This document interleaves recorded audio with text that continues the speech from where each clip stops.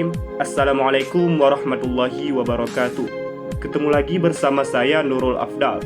Kali ini saya akan membuat sebuah video pembahasan, yang mana video ini adalah tugas yang diberikan oleh dosen saya untuk nilai final MK Basis Data. Jadi pada video kali ini saya akan membahas apa-apa saja yang telah kami pelajari dalam satu semester ini, mulai dari pertemuan pertama hingga pertemuan akhir pada MK Basis Data. Sebelumnya, saya berterima kasih kepada Ibu Andriani Putri yang telah mengajarkan saya konsep dasar basis data dan hal-hal lain yang berhubungan dengan basis data. Oke baik, langsung saja kita masuk ke materi pembahasan. Jadi, pada pembahasan kali ini kita akan membahas 4 poin penting. Yang pertama ada pengantar basis data, yang kedua ada aljabar relasional, yang ketiga ada konsep dasar basis data, dan yang keempat ada model data relasional.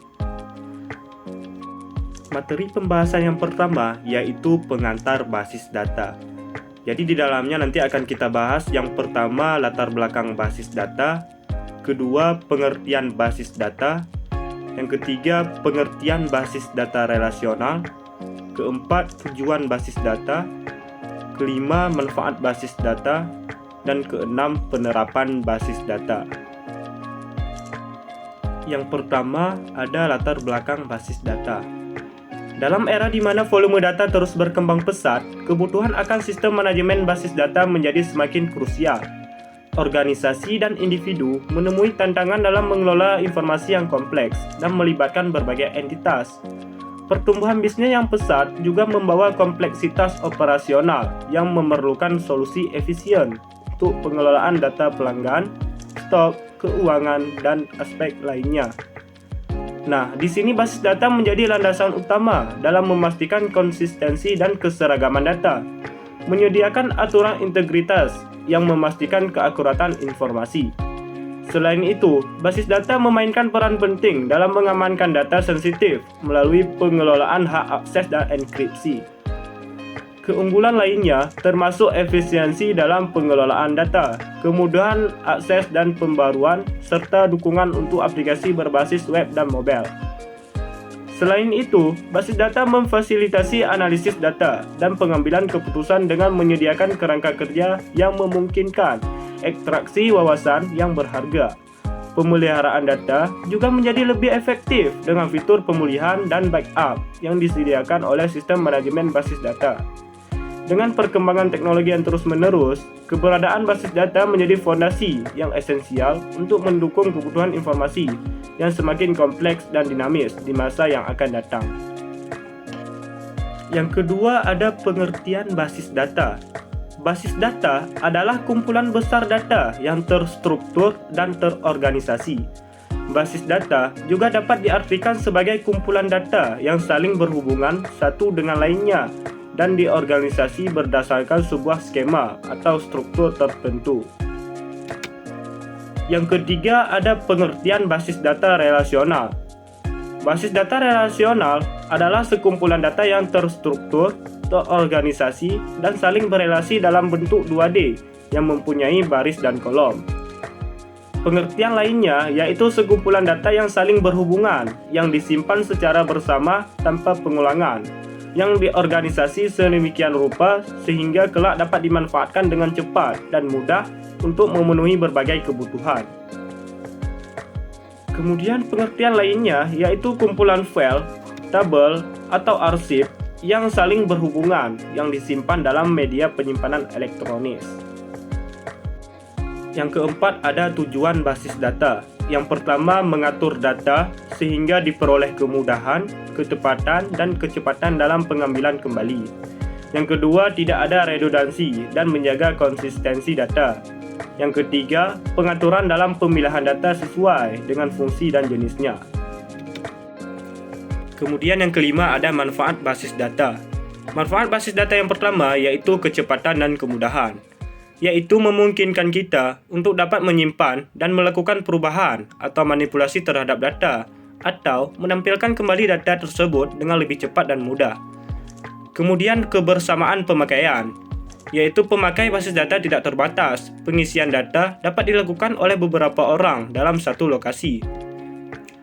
Kemudian pemusatan kontrol data. Data yang ada menjadi terpusat pada satu tempat penyimpanan sehingga kita dapat mengaksesnya kapan saja. Kemudian efisiensi ruang penyimpanan, yaitu tidak adanya redundansi data sehingga efisiensi atau optimalisasi penggunaan ruang penyimpanan dapat dilakukan. Penekanan jumlah redundansi data dilakukan dengan menerapkan sejumlah pengkodean atau membuat relasi antar kelompok data yang saling berhubungan. Kemudian keakuratan, yaitu pemanfaatan pengkodean dengan batasan tertentu yang membuat suatu data menjadi unik dan berbeda dengan yang lain, sehingga ketika menyimpan data tidak akan ada data yang sama dalam sebuah penyimpanan. Kemudian ketersediaan, yaitu karena kepentingan pemakaian data, sebuah basis data dapat memiliki data yang disebar di banyak lokasi. Dengan pemanfaatan teknologi jaringan komputer, data nasabah yang berada di suatu cabang bank dapat diakses atau menjadi tersedia di cabang lainnya. Kemudian kelengkapan. Jadi basis data di sini menjamin kelengkapan suatu data. Kemudian ada keamanan, yaitu adanya password setiap pemakai basis data. Kita juga dapat menentukan siapa saja yang boleh mengakses data penting atau data biasa. Kemudian ada kemudahan dalam pembuatan program aplikasi baru, yaitu data yang diekspor ke program aplikasi lain dengan menjamin terjaga atau terpeliharanya data. Kemudian yang terakhir ada user view, yaitu pemakai dapat melihat langsung bentuk tampilan penginputan data sehingga memudahkan pemakai dalam mengelola data yang ada. Kemudian yang terakhir yaitu penerapan basis data. Yang pertama, perbankan. Yang kedua, rumah sakit. Yang ketiga, pendidikan atau sekolah. Yang keempat, toko swalayan seperti supermarket, Indomaret, dan Alfamart. Kemudian yang kelima, toko online seperti Shopee, Lazada, dan Tokopedia. Kemudian yang keenam, multimedia seperti YouTube, Netflix, Spotify, dan lain-lain. Kemudian yang ketujuh, geografi informasi sistem atau GIS seperti peta pada Google Maps. Selanjutnya, materi pembahasan yang kedua yaitu aljabar relasional. Di dalamnya saya akan membahas yang pertama karakteristik aljabar, yang kedua klasifikasi operator aljabar relasional, dan yang ketiga operator operasi set. Jadi yang pertama ada karakteristik aljabar. Karakteristik aljabar dibagi menjadi tiga. Yang pertama pernyataan. Jadi pernyataan ini ada karena ada operator yang menggabungkan operan. Dan pernyataan ini ada karena dapat dinilai. Kemudian yang kedua, suatu pernyataan bisa ekuivalen. Jika hasilnya sama untuk pernyataan berbeda, maka pernyataan tersebut ekuivalen. Kemudian yang ketiga, nilai dari pernyataan adalah independen terhadap konteksnya. Contoh, 5 tambah 3 memiliki nilai yang sama dimanapun ia berada. Jadi 5 tambah 3 ini dimanapun dia berada tetap hasilnya 8. Kemudian contoh lainnya yaitu 10 dikurang dalam kurung 5 tambah 3 atau 4 dikali dalam kurung 5 tambah 3. Jadi 5 tambah 3 dalam kurung ini tetap memiliki nilai 8. Kemudian yang kedua, klasifikasi operator aljabar relasional. Yang pertama, operator operasi set seperti union, intersection, dan difference. Yang kedua, operator merubah nama. Yang ketiga, operator menghapus seperti projection dan selection.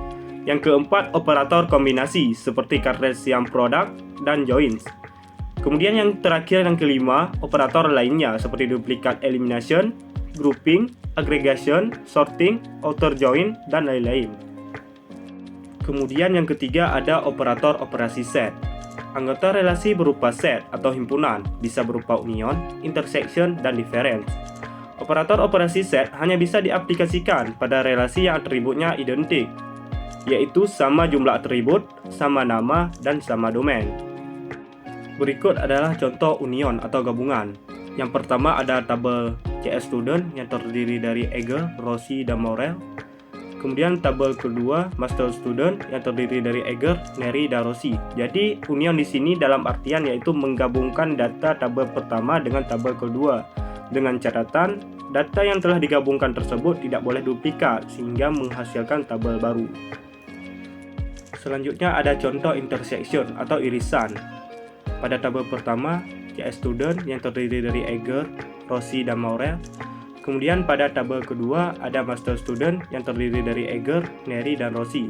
Jadi contoh intersection di sini yaitu mencari nilai yang ada pada kedua tabel, mencari data yang ada pada tabel pertama dan tabel kedua, sehingga yang didapatkan adalah data Eger dan Rossi yang ada pada kedua tabel.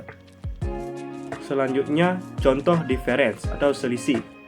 Tabel pertama CS student yang terdiri dari Eger, Rossi, dan Maurer. Tabel kedua master student yang terdiri dari Eger, Neri, dan Rossi. Jadi difference di sini yaitu mencari data yang ada pada tabel pertama namun tidak ada pada tabel kedua. Data tersebut ada pada tabel CS student namun tidak ada pada tabel master student, sehingga didapatkan data yang ada pada CS student tersebut adalah Maurer.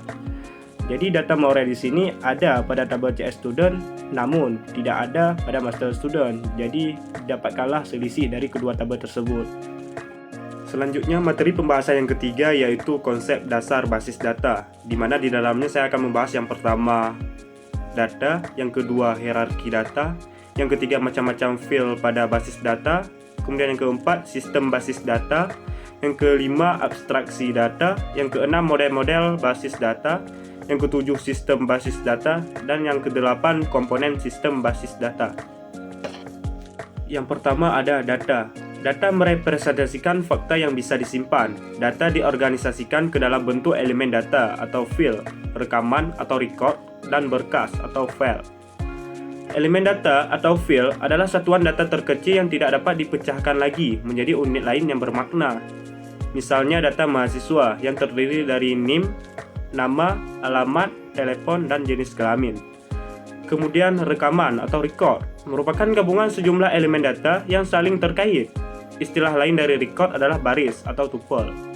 Kemudian berkas atau file adalah himpunan seluruh record yang bertipe sama.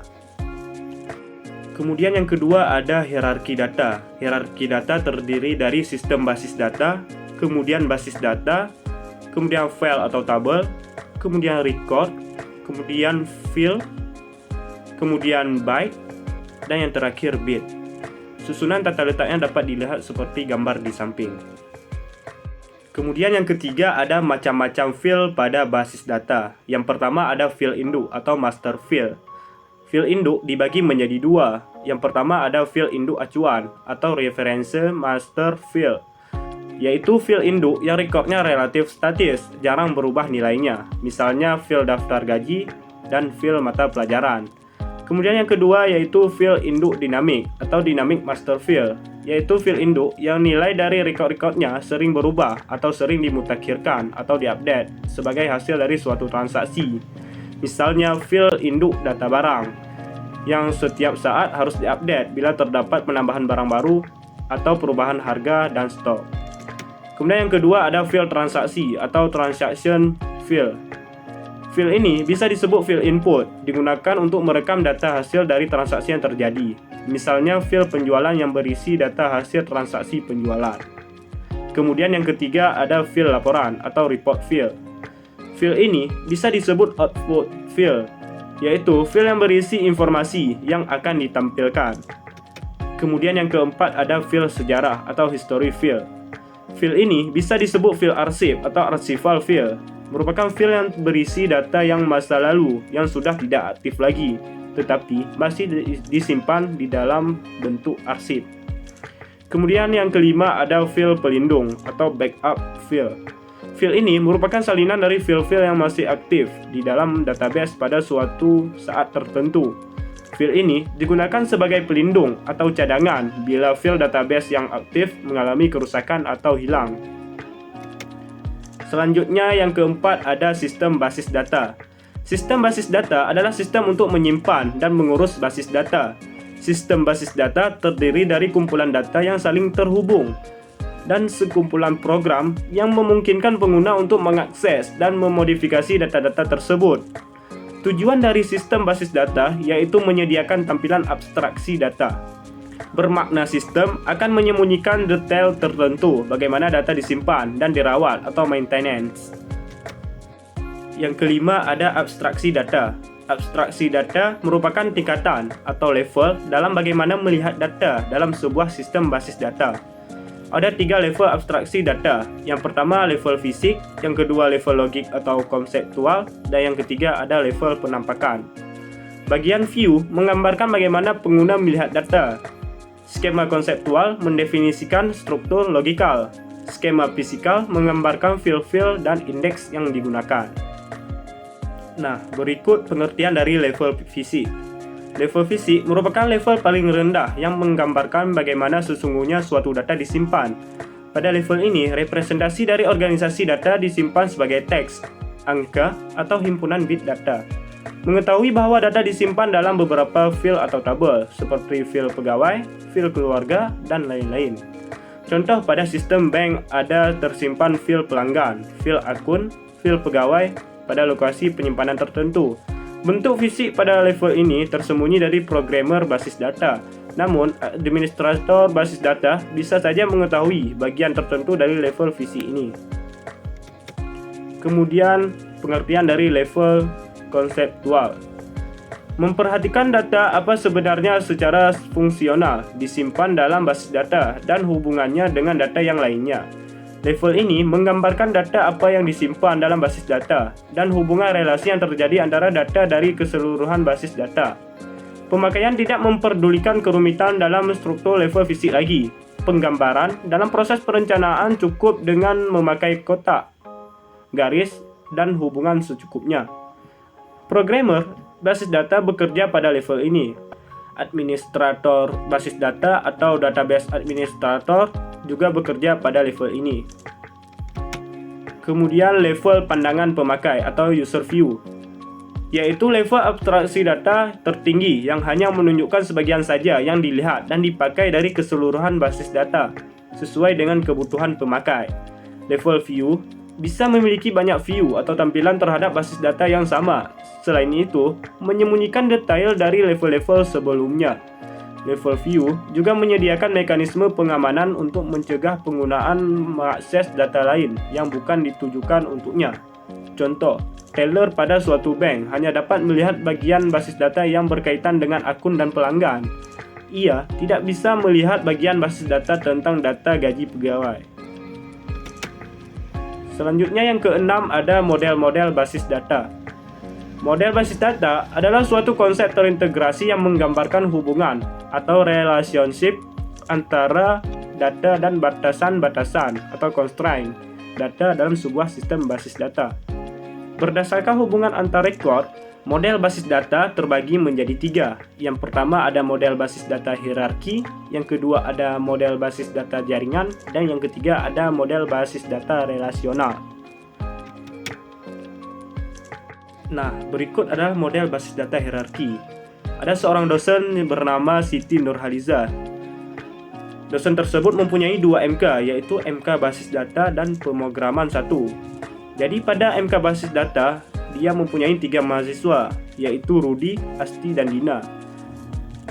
Kemudian pada MK pemrograman 1, dia mempunyai 2 mahasiswa, yaitu Dina dan Edi. Selanjutnya ada dosen Afgan yang memegang 1 mata kuliah, yaitu Matematika 1. Mahasiswanya yaitu Ita dan Edi.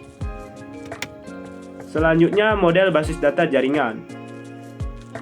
Jadi ada seorang dosen bernama Siti Nurbaya.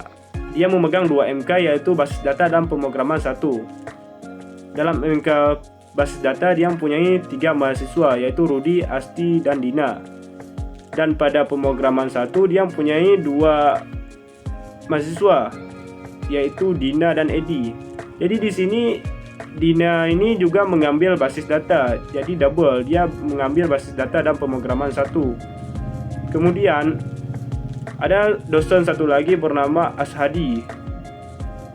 Dosen tersebut memegang mata kuliah Matematika 1 dengan mahasiswanya 2 yaitu Edi dan Ita. Jadi Edi di sini dia mengambil MK pemrograman 1 dan Matematika 1 dengan dosen yang berbeda. Jadi model basis data jaringan ini dia datanya bisa kemana saja dan tidak beraturan. Selanjutnya model basis data relasional. Model relasional merupakan sekumpulan tabel berdimensi 2 yang disebut relasi atau tabel. Dengan masing-masing relasi tersusun atas tuple atau baris dan atribut. Model basis data ini dikemukakan pertama kali oleh A.F. Codd, seorang pakar basis data. Model ini sering disebut juga dengan basis data relasi. Sebuah basis data dalam model ini disusun dalam bentuk tabel dua dimensi yang terdiri dari baris atau record dan kolom atau field. Pertemuan antara baris dengan kolom disebut item data atau data value. Tabel-tabel yang ada dihubungkan atau relationship sedemikian rupa menggunakan field-field kunci atau key field sehingga dapat meminimalkan duplikasi data. Nah, berikut ada contoh model basis data relasional. Satu orang tua mempunyai satu mahasiswa. Satu mahasiswa menyenangi banyak hobi. Banyak mahasiswa mengambil banyak mata kuliah. Banyak mahasiswa mendaftar dalam satu jurusan. Satu jurusan memiliki banyak dosen. Satu dosen mengajar banyak mata kuliah. Satu dosen mempunyai banyak ruangan. Kemudian yang ketujuh ada sistem basis data. Sistem basis data merupakan sistem yang terdiri dari kumpulan field atau tabel yang saling berhubungan dalam sebuah basis data di sebuah sistem komputer dan sekumpulan program lain untuk mengakses dan memanipulasi field atau tabel tersebut. Kemudian DBMS atau Database Management System adalah paket perangkat lunak yang dirancang untuk melakukan penyimpanan dan pengaturan basis data. Kemudian yang kedelapan ada komponen basis data yang terdiri dari hardware, sistem operasi, basis data, software DBMS seperti MySQL, pemakai seperti programmer atau user aplikasi, dan aplikasi lain.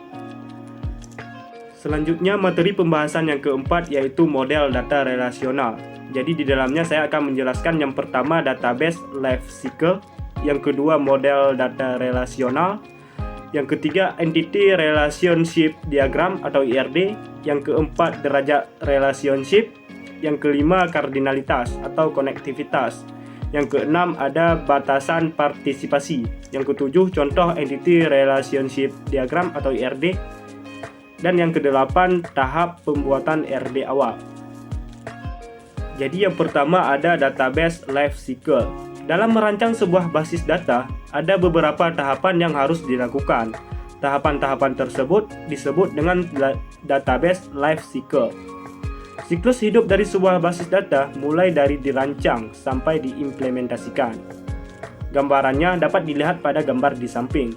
Jadi pada gambar di samping di sini terdapat analisis kebutuhan, perancangan logik, perancangan fisikal, dan pengimplementasiannya. Yang kedua, model data relasional. Salah satu tahapan pada logical design adalah conceptual data modeling. Pemodelan data konseptual yang akan dibahas di sini adalah model data relasional. Suatu model logika basis data yang menggambarkan entitas dan relasi dalam bentuk tabel-tabel yang disebut relasi. Suatu model basis data yang menggunakan tabel dua dimensi yang terdiri atas baris dan kolom untuk menggambarkan sebuah field data. Yang ketiga ada Entity Relationship Diagram atau IRD. IRD terdiri dari 4 simbol utama, yaitu yang pertama entitas, bentuknya seperti kotak persegi panjang. Entitas merupakan objek dalam dunia nyata yang berupa manusia, benda, tumbuhan, dan lain-lain, di mana informasi yang berkaitan dengan objek akan dikumpulkan. Kemudian yang kedua ada atribut, bentuknya seperti elips. Atribut merupakan pendeskripsial karakteristik yang dimiliki oleh suatu entitas. Misal entitas pegawai yang memiliki atribut NIP atau NIP, nama, alamat, nomor HP, dan lain-lain. Kemudian yang ketiga ada relasi yang berbentuk diamond. Relasi merupakan hubungan antara entitas satu dengan entitas lainnya. Relasi biasanya terdiri dari kata kerja atau kata kerja yang diikuti dengan kata benda. Kemudian yang keempat ada penghubung berbentuk garis. Penghubung merupakan penghubung antar elemen yang ada dalam IRD. Nah, berikut simbol-simbol IRD. Yang pertama ada entity, kemudian relationship, attribute, weak entity, identifying relationship pada entitas lemah, atribut K, atribut multi-value, atribut composite, dan atribut derivatif. Kemudian yang keempat ada derajat relationship. Yang pertama ada unary atau derajat 1. Unary adalah satu buah relationship menghubungkan satu buah entitas saja. Kemudian ada binary atau derajat 2. Binary adalah satu buah relationship yang menghubungkan dua buah entitas. Kemudian yang ketiga ada ternary atau derajat 3. Ternary adalah satu buah relationship yang menghubungkan tiga buah entitas. Kemudian yang kelima ada kardinalitas atau konektivitas. Disebut juga relationship cardinality. Konektivitas atau kardinalitas dari suatu hubungan menentukan batasan jumlah maksimum entitas pada setiap hubungan. Konektivitas atau kardinalitas menggambarkan berapa jumlah satu entitas berrelasi dengan entitas lainnya. Kardinalitas dibagi menjadi 3, yaitu one-to-one atau hubungan satu ke satu, atau biasanya digambarkan dengan 1-to-1. Kemudian yang kedua adalah one-to-many atau hubungan satu ke banyak, atau gambarannya seperti 1-to-n. Kemudian yang ketiga ada many-to-many atau hubungan banyak ke banyak, atau biasa digambarkan dengan m-to-n. Kemudian yang keenam ada batasan partisipasi. Yang pertama ada total participation atau partisipasi total, atau dengan kata lain mandatory. Suatu entitas disebut dengan berpartisipasi total jika keberadaan semua anggota pada entitas tersebut berelasi dengan entitas lain. Contoh, entitas dosen. Keberadaannya tergantung pada keberadaan entitas mata kuliah dan sebaliknya. Artinya, jika ada seorang dosen, maka harus ada mata kuliah yang diajarkan. Begitu pula sebaliknya, adanya entitas mata kuliah, harus ada dosen yang mengajarkan mata kuliah tersebut, seperti pada gambar di bawah. Selanjutnya yang kedua ada partial participation atau partisipasi sebagian, atau dengan kata lain opsional. Suatu entitas dikatakan berpartisipasi sebagian jika tidak semua anggota pada entitas tersebut akan berrelasi dengan entitas lain. Contoh, tidak semua dosen menjadi koordinator sesama dosen, seperti gambar di bawah. Nah, yang ketujuh ada contoh Entity Relationship Diagram atau IRD. Satu fakultas memiliki banyak dosen. Kemudian, satu dosen mengajarkan banyak mata kuliah. Kemudian, banyak mata kuliah diambil oleh banyak mahasiswa. Kemudian, banyak mahasiswa mendaftar dalam satu fakultas. Kemudian yang terakhir, yang ke-8 ada tahap pembuatan ERD awal. Yang pertama yaitu mengidentifikasikan dan menetapkan seluruh himpunan entitas yang akan terlibat. Kemudian menentukan atribut-atribut K dari masing-masing himpunan entitas. Kemudian mengidentifikasi dan menetapkan seluruh himpunan relasi di antara himpunan entitas yang ada beserta foreign key-nya. Kemudian menentukan derajat dan kardinalitas rasio relasi untuk setiap himpunan relasi. Kemudian yang terakhir yaitu melengkapi himpunan relasi dengan atribut-atribut yang bukan kunci atau non-K. Kemudian yang terakhir ada konversi penamaan. Jadi konversi penamaan di sini juga mempunyai aturan. Yang pertama, pilih nama untuk entitas atribut relasi yang menggambarkan maknanya. Kemudian gunakan nama tunggal untuk entitas. Kemudian gunakan huruf kapital untuk entitas dan relasi. Kemudian gunakan huruf kapital di awal kata untuk atribut. Kemudian nama entitas cenderung menggunakan kata benda. Dan terakhir nama relasi cenderung menggunakan kata kerja. Mungkin cukup sekian video materi penjelasan terkait materi-materi yang telah saya pelajari dalam satu semester ini pada MK Basis Data. Lebih dan kurang saya mohon maaf. Saya akhiri. Wassalamualaikum warahmatullahi wabarakatuh.